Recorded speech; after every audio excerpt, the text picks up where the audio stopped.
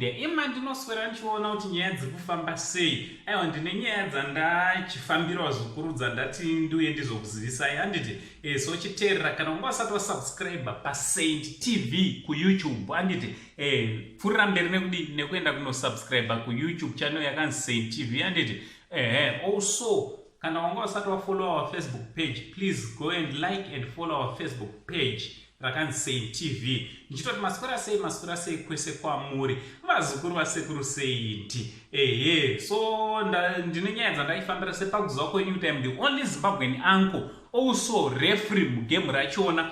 Nyaya yekutanga ndauya nayo ndeinoyi. Right, tsamba ino iri kutaura zoni Sauro so Musaka he was declared a liberation hero and aibva provincial hero wekuHarare. Chinova chinhu chinofadza zvikuru kuti vechidiki vari kutisiya vari kutangawo kudi kurecognizwawo even at national level. Handiti vari kurecognizwawo negovernment yedu. Chinova chinhu chakanaka. Chidangokumbira kuti next time kana vachipa status inoi isanzi liberation. Handisekura vanhu rega ndingobva ndataura zviri pamwoyo kuti ngaisanzi liberation, ngaataurwe kunzi ihero paarea ipi. Handiti zvakanaka futi izvozvo kuti zvinge zvinonongedzwa kuti aiwa mukomana akanga achiita nezveichaizvo ati munhu asapiwe sekuru ndi national uncle also is a YouTube legend. Zvakanaka izvozvo, tamba hero status ndoizva ndichaipiwa. Chinova chinhu chakanaka. Also tichibva ipapo pane nyaya yaBaba Harare vazonyorawo makuseni tsamba iri panapa.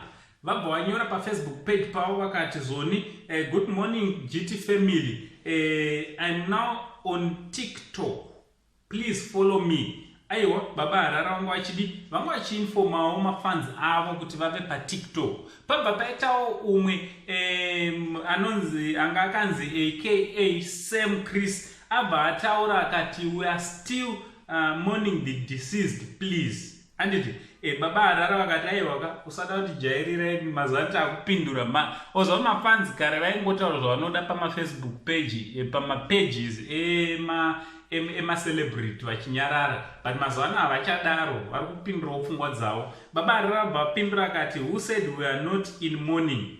You still found time one to come on Facebook to post that comment. Baba Harare wapindura wawo. So ngataura nemacomments kuti munofungei nenyaya dzatakuigirai. From Uncle Saint, the only Zimbabwean uncle. Don't forget to share our videos, like and comment. Tichitichi, much love.